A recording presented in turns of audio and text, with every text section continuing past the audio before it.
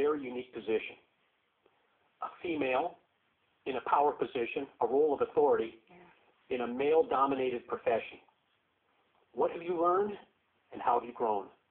Well, I've learned to have a lot thicker skin, for sure. I think in the beginning I tried to please so many people, and I've just learned that the best way for us to be successful is to please as many people as much of the time as you can, but recognize that not everybody's going to love everything about the company. There's no time somebody's going to tune in and from start to finish not have some kind of armchair quarterback complaint.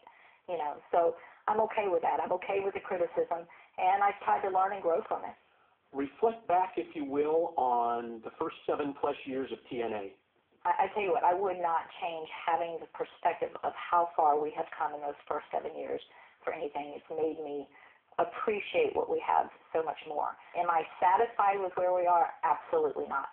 But am I happy with what we've accomplished with limited dollars? Literally, we've grown this company almost with every dollar that we've earned.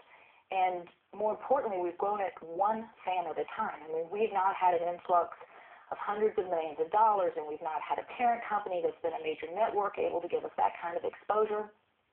It's been one fan at a time. And that's why the fans mean so much to me, because without them, quite honestly, we would not be here today. Let's go back a couple of weeks ago, the very moving speech that you had for the TNA roster. Set the tone, really, I think, for the organization going forward. When you look back on that, is there anything that you'd like to either clarify or maybe elaborate on? No, I think that, in my position, it's my responsibility, really it's my duty to keep people focused and motivated. And there's been so much change going on at TNA that it affects people in different ways. I knew that. I knew this meeting had to happen months in advance. And I just wanted to make sure that we were all on board, that we had our eye focused, that we were all there to accomplish the same thing, and that's to make TNA the biggest and the most successful wrestling company in the world. I've been a part of many of those meetings in the past, none of which were televised.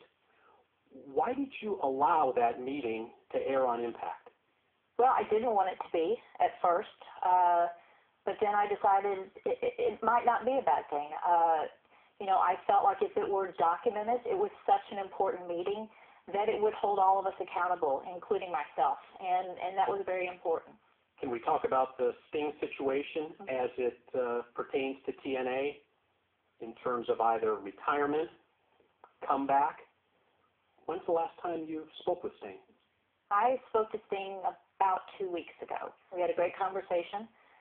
For me as the president of this company and as a fan, I can't imagine wrestling, much less TNA, without him. And I don't think the fans are ready for him to leave. And every year, he came into this business just for 1 year. And, but he's a guy that's always done it on his own terms. He's stepped away at the height. He has never sold out. And I have such tremendous respect for him. But I have, year after year, had to convince him to come back. And this time it's been really difficult because I felt like he had so many changes